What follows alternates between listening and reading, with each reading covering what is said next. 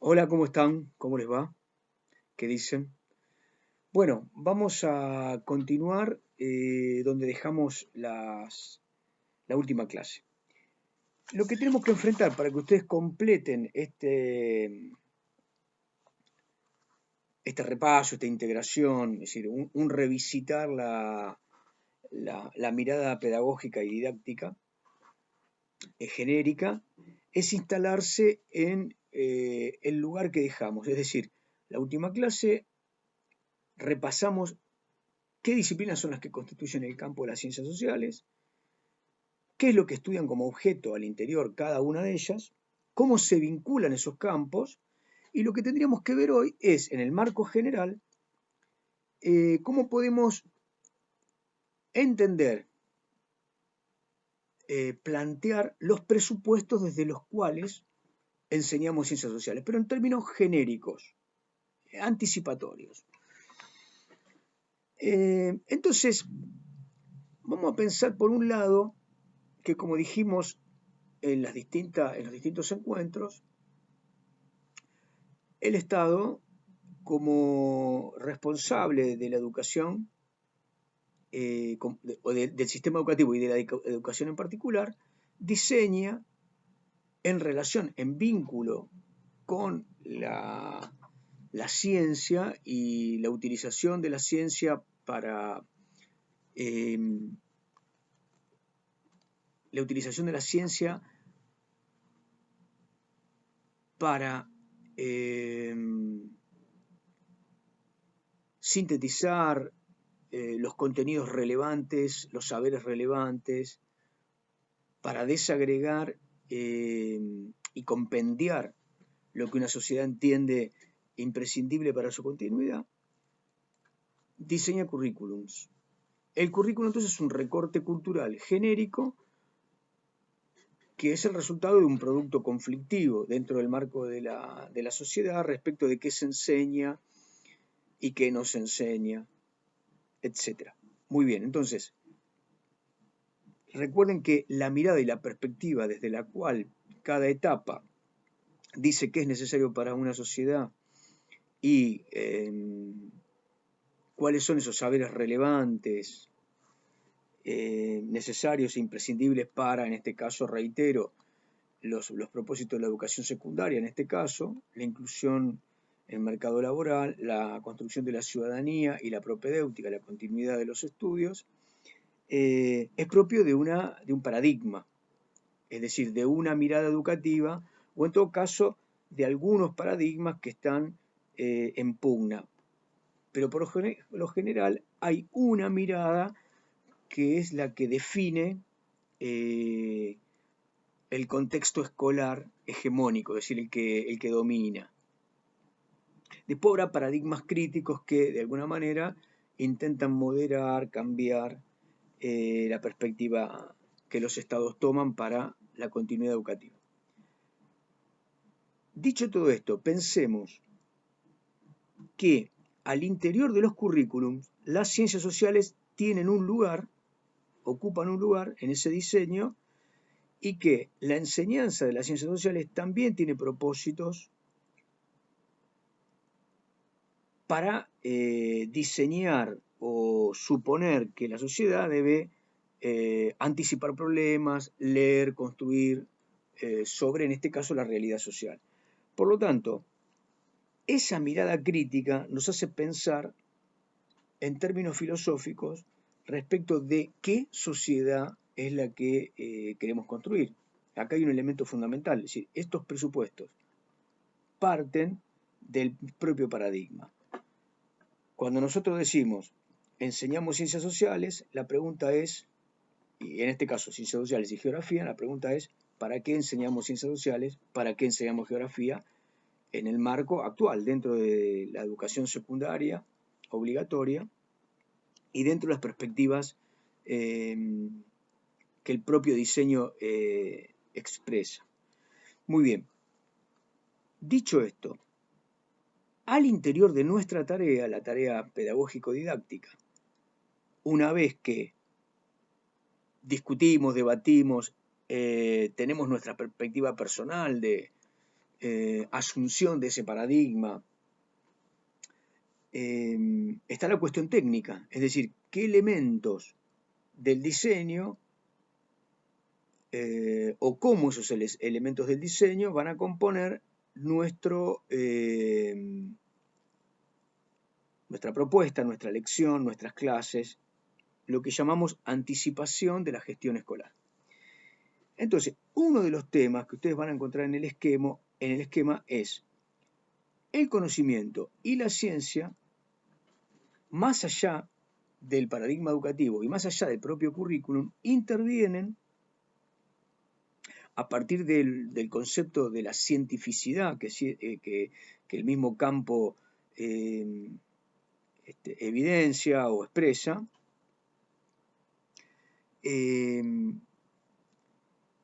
un conjunto de necesarios posicionamientos alrededor de específicamente cómo vamos a tramitar el encuentro entre lo que llamamos ciencias sociales en nuestra propia formación y lo que dice el currículum. Ahí tenemos un primer tema, no menor, respecto de que los contenidos escolares en su definición hacia el aula no son solo en forma transparente o químicamente pura lo que expresa el currículum, sino que son nuestra apropiación del currículum desde la formación que nosotros tenemos a partir de nuestro desarrollo personal. En este caso, la formación en el profesorado de geografía. Entonces, presupuestos para la formación del profesorado de geografía, diseño curricular. El encuentro entre ambos está enmarcado por una cantidad de acciones que llevamos a cabo desde lo que llamamos trabajo institucional, trabajo departamental, trabajo personal. Entonces, 1. Las ciencias sociales expresan marcos epistemológicos y marcos de saberes que arrojan o expresan su cientificidad a partir de la penetración de la realidad. No tienen a su interior la condición, la naturaleza de querer enseñar, ser enseñados. Entonces, un científico no tiene ningún objetivo ni necesidad de ser pedagógico. Expresa en formato de libro, manual, en una conferencia, en una revista académica del ramo, lo que ha logrado a partir de su indagación, lo que ha sido constatado, convalidado por otros pares o por academias, por universidades, en fin.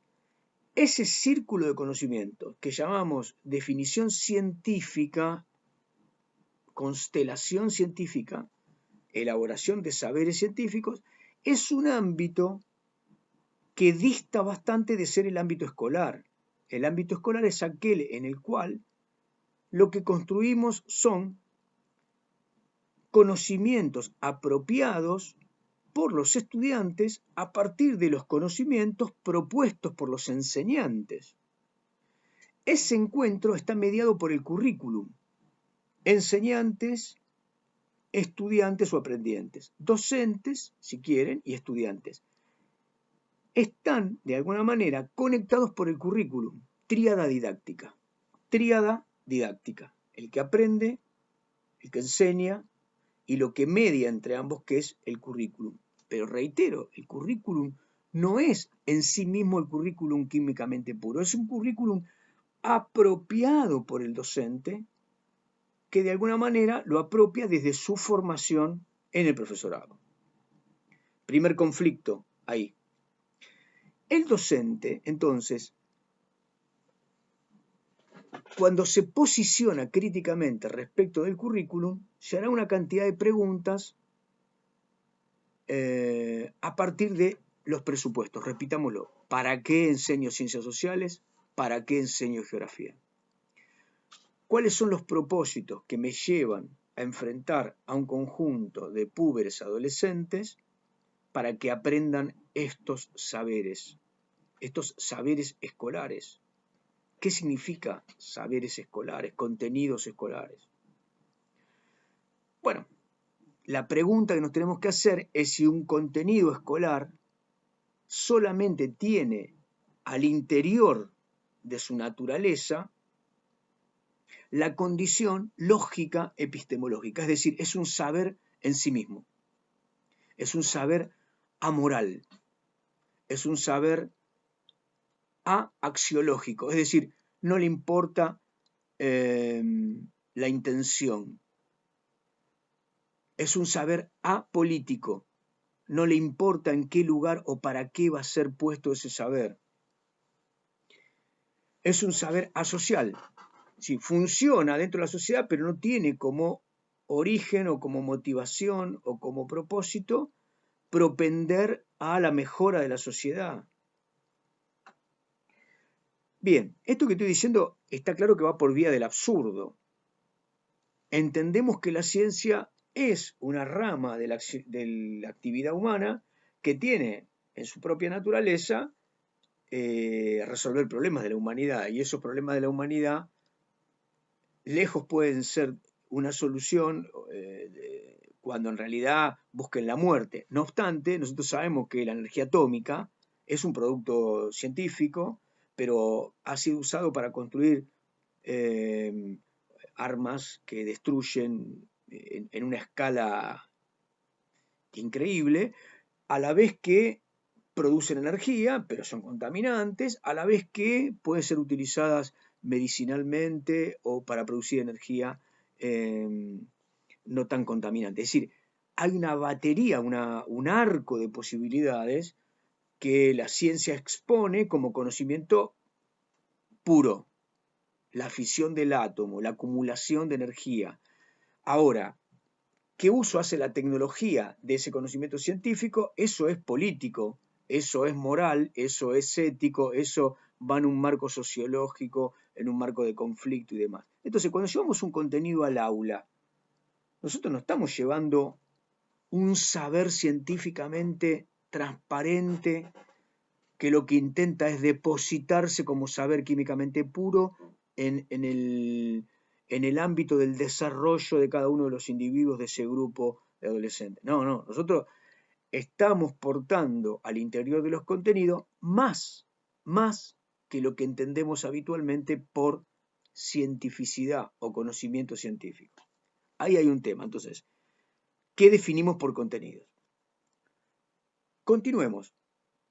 Otro conflicto razonable es lo que pasa dentro del aula cuando nosotros gestionamos esos contenidos, es decir, llevamos al aula esos contenidos que tienen, recuerden, el conflicto entre lo que nosotros portamos como formación, lo que dice el currículum, formateado en la clase, el plan, la planificación, la clase. Muy bien, llevamos esa estrategia al aula y entonces lo que encontramos es otra tensión.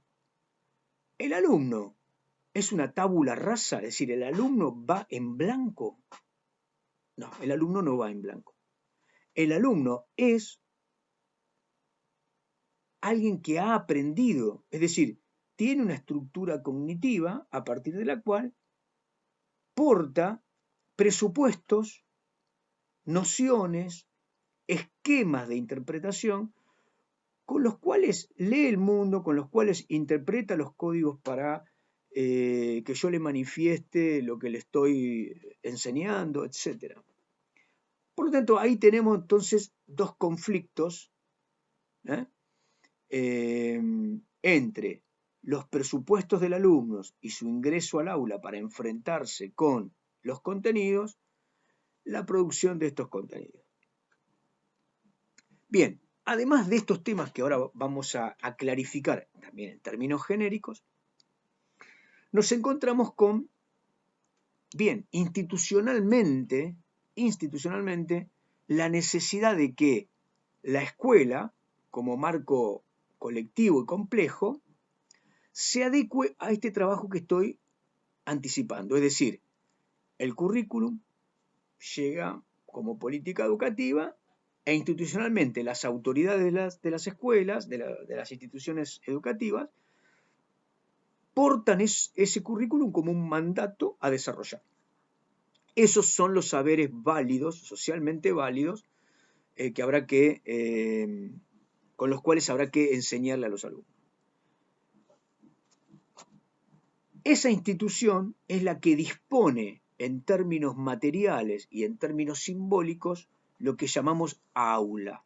La realidad áulica, es decir, se compone desde el punto de vista sociopolítico por una comunidad que se vincula con la institución y que a través de distintos resortes y mediaciones, hay una mediación burocrática, la inscripción, hay una mediación comunicativa entre las autoridades escolares y los agentes previos al aula, y después hay una gramática escolar, es decir, el alumno va transitando esas esferas de la institucionalidad educativa hasta que finalmente llega al aula.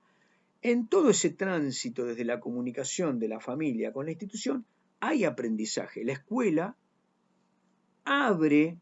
se abre a la comunidad familiar y a los alumnos que finalmente forman parte de sus aulas desde una cantidad de presupuestos que también forma parte de lo que nosotros llamamos marco pedagógico general y que tienen que ver con lo que finalmente vamos a definir ahora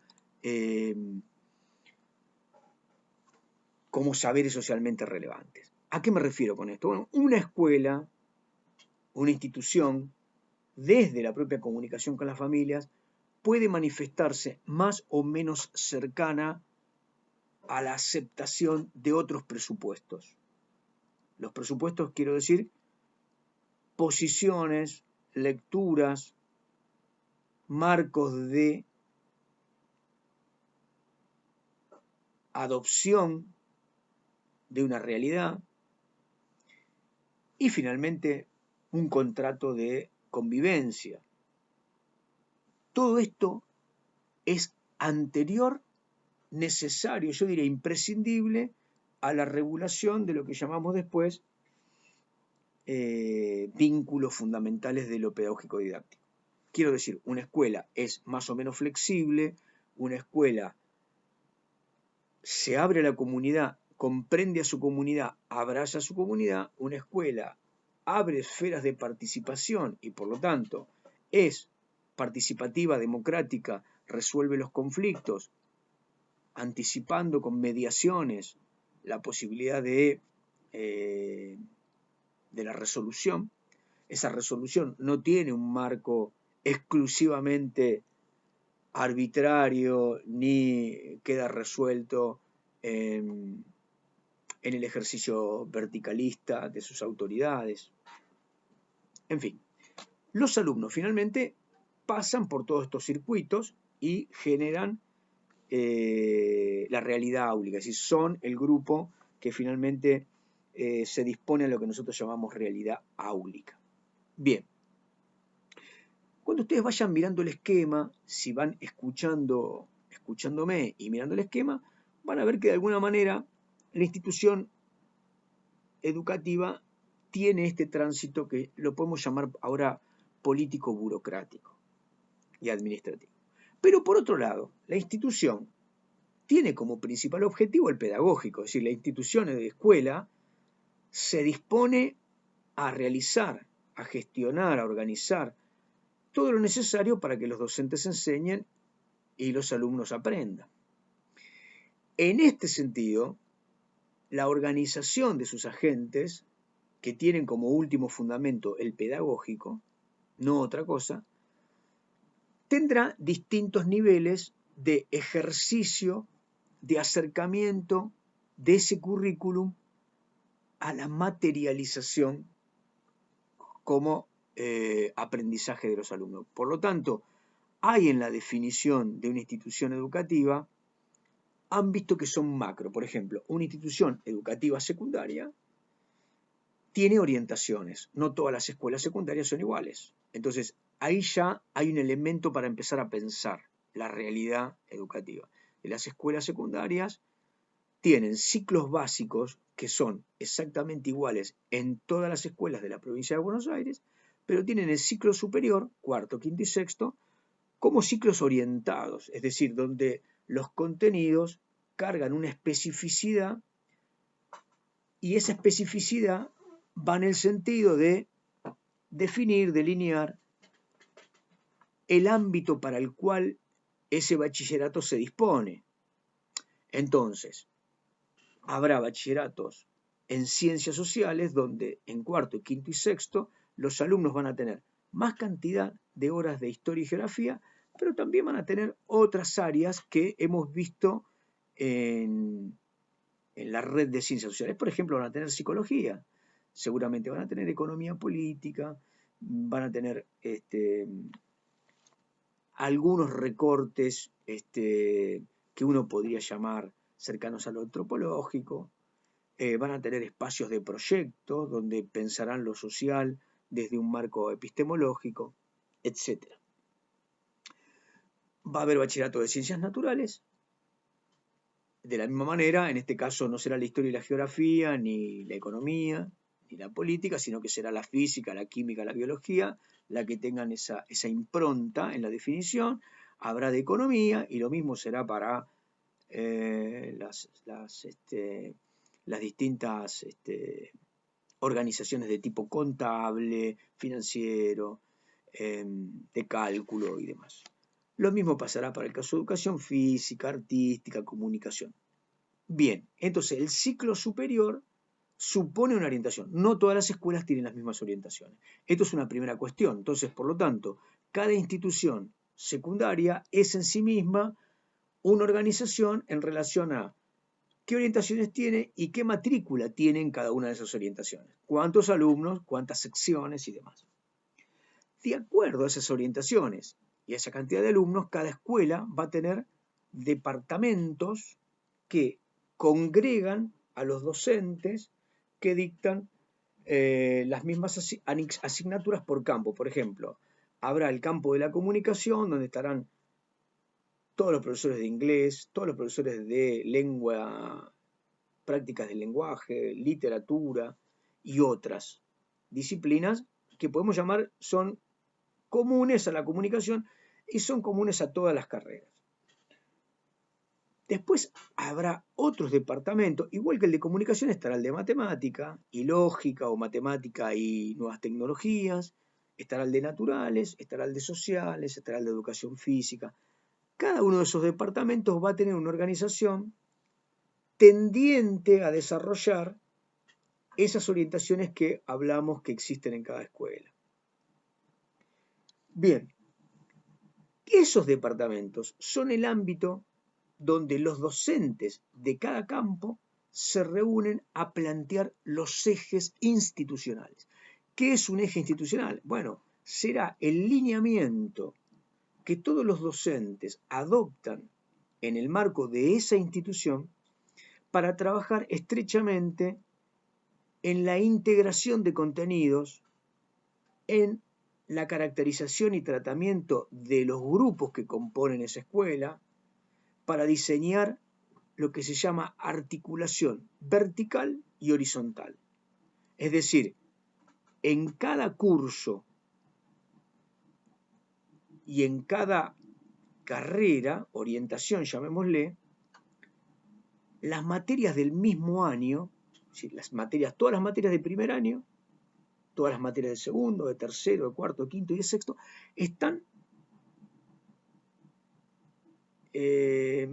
contemporáneamente siendo vistas por los mismos alumnos. Por lo tanto, esas materias estarán siendo enseñadas al mismo grupo. Es lógico que deban tener una integración o un plano de lineamiento para su tratamiento en términos genéricos. Es decir, pautas de enseñanza genéricas, de utilización de recursos, de planos evaluativos, etcétera, tienen que ser contemplados. Además deben ser contemplados los aspectos cognitivos, es decir, los alumnos tienen estructuras cognitivas que están desarrollando en todas esas materias. Por lo tanto, el diálogo horizontal entre esas materias es necesario, aunque pertenezcan a distintos campos.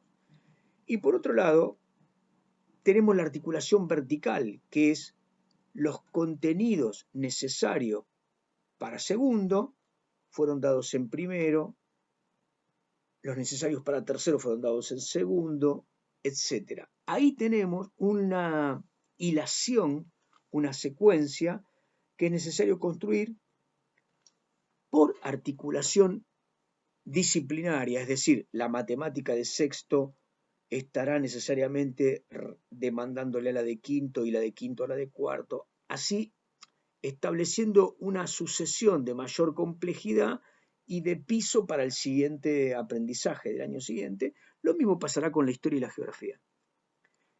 En cada carrera, pero también lo podemos pensar en los cursos, digamos, si tenemos un primero primera, que después es segundo primera, tercero primera, cuarto primera, quinto primera, sexto primera, es lógico que ahí haya un trabajo articulado entre los docentes.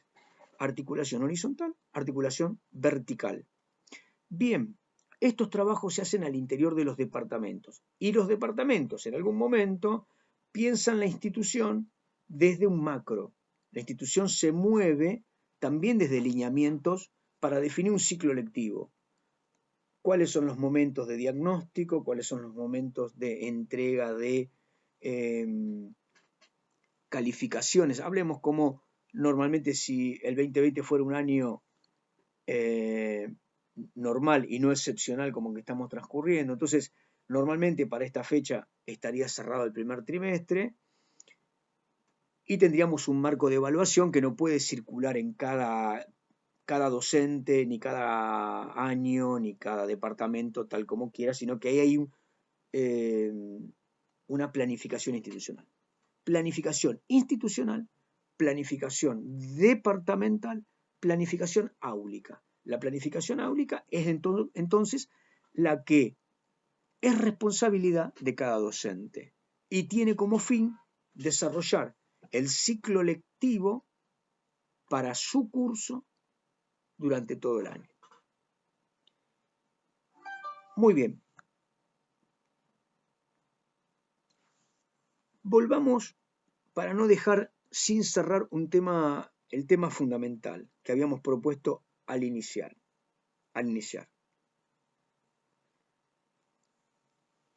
Dijimos que los contenidos son, entonces, la célula, la unidad, el mínimo que portamos al aula para desarrollar nuestra tarea. Pensémoslo en términos macros, recordando lo que ustedes trataron el año pasado. Ustedes son profesores de Ciencias Sociales y Geografía, van a un primer año, a un segundo, a un tercero, a un cuarto, a un quinto, van a ese curso y entonces, luego de haber tenido un trabajo de planificación institucional al que respetaron, de planificación departamental al que tomaron lineamiento, definen su diseño o proyecto anual para el año. Al interior de ese diseño va a haber una cantidad de ejes de ustedes para ese año, teniendo en cuenta una cantidad de líneas que ahora vamos a marcar.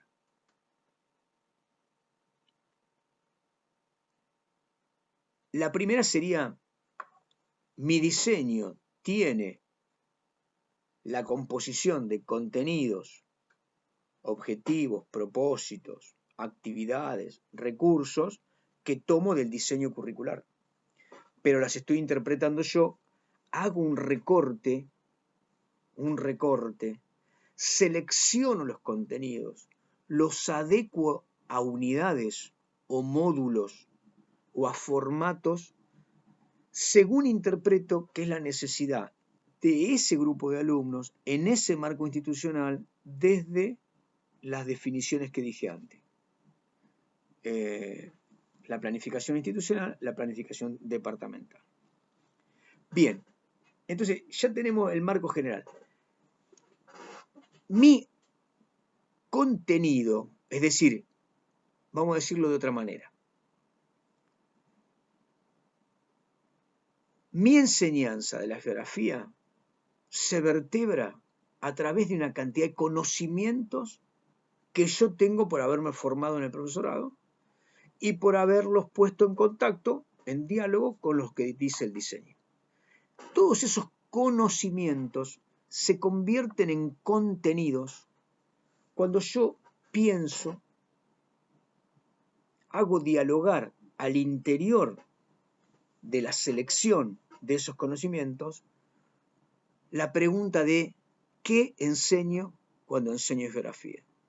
¿Qué enseño cuando enseño geografía? ¿Qué enseño cuando enseño ciencias sociales? Uno podría decir, cuando enseño ciencias sociales, enseño sobre el hombre, quiero decir, la humanidad, las sociedades, su accionar, las estructuras de la convivencia, las estructuras simbólicas de la cultura de la humanidad.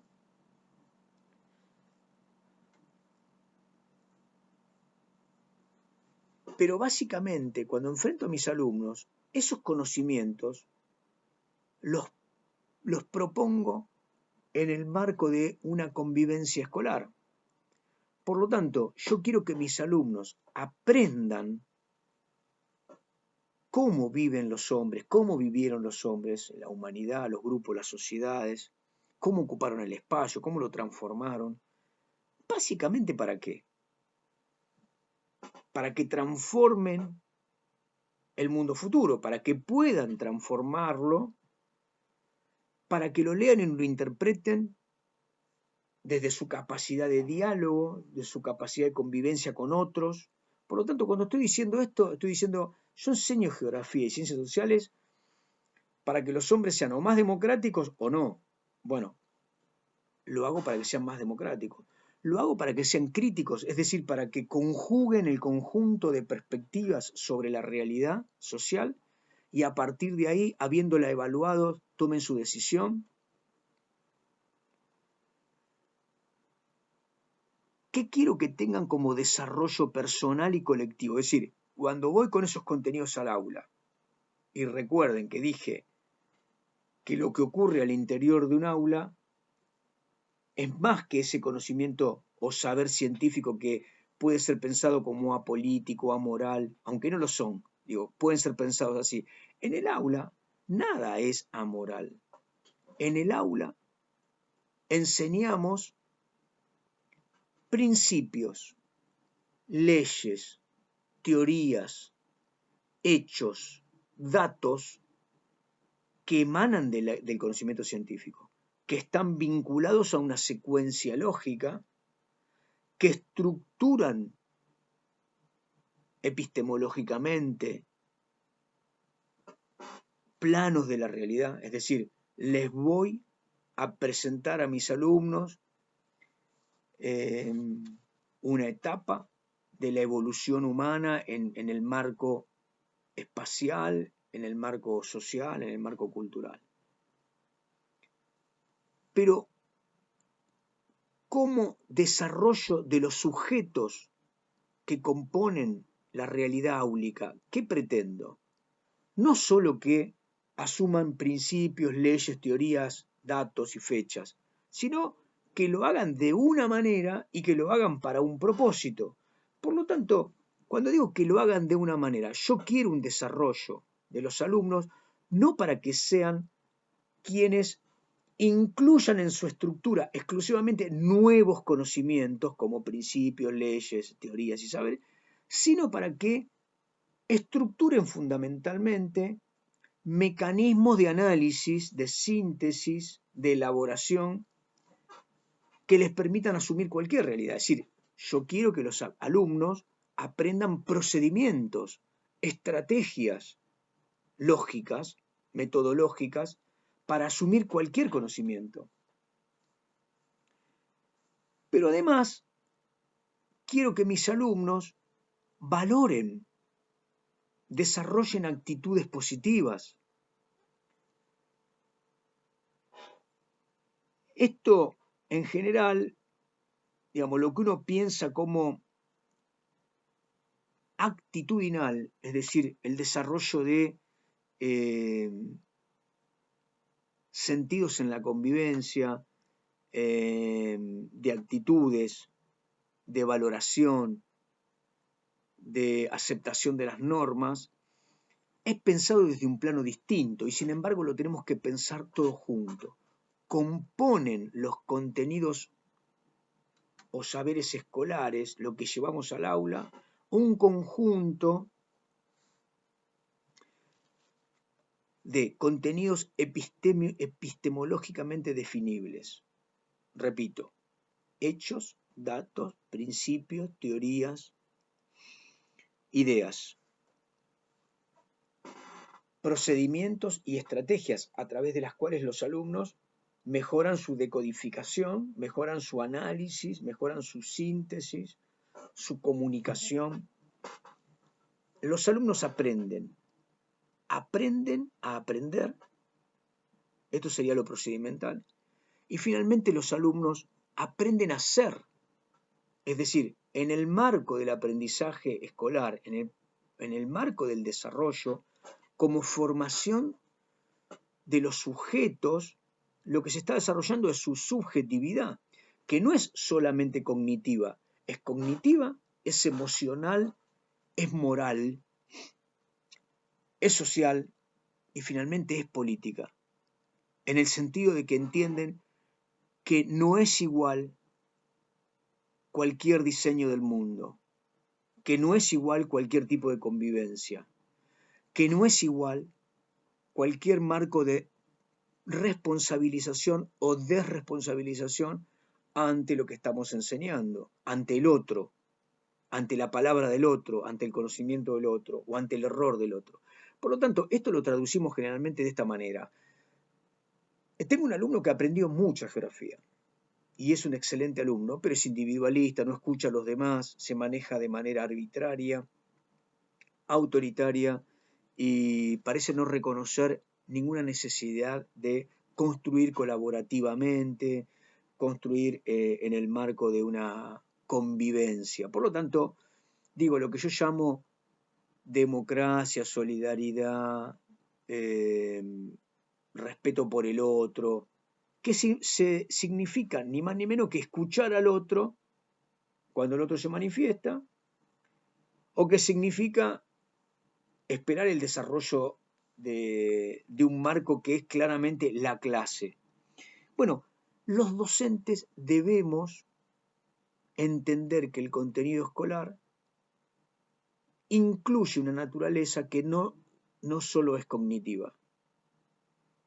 Cuando digo que no solo es cognitiva me refiero que lo cognitivo está generalmente asumido como saber estructurado en el aprendizaje desde un punto de vista epistemológico, y que tiene en todo caso que ver con la racionalidad y la secuencia lógica de esa estructuración. Mientras que normalmente nos cuesta mucho más asumir que el aula es un constructo heterodoxo, pero social, en el cual hay un grupo que es el que aprende. Los individuos aprenden, cada uno de ellos según sus capacidades, según sus tiempos y demás, pero aprenden junto a los otros. Y nosotros como docentes somos los líderes de esa heterogeneidad que llamamos aula. Bien, podríamos agregarle 2 o 3 elementos más a esto que estamos diciendo para terminar un recorrido más o menos genérico. Vamos al aspecto de qué hacemos nosotros como docentes para llevar nuestra clase al aula. Entonces, ahí tenemos una primer secuencia que sería, después de ponernos en contacto o en el diálogo con el diseño curricular, desde nuestra formación, lo que hacemos es seleccionar contenidos en relación a la planificación institucional y departamental y elaborar nuestro diseño áulico anual. En ese diseño áulico anual, ¿qué es lo que hacemos? Lo que hacemos es trasponer todo esto que dije respecto de lo que dice la ciencia, lo que dice el diseño y lo que necesita el grupo escolar, lo vamos a llamar transposición didáctica. Acá está la complejidad de los saberes.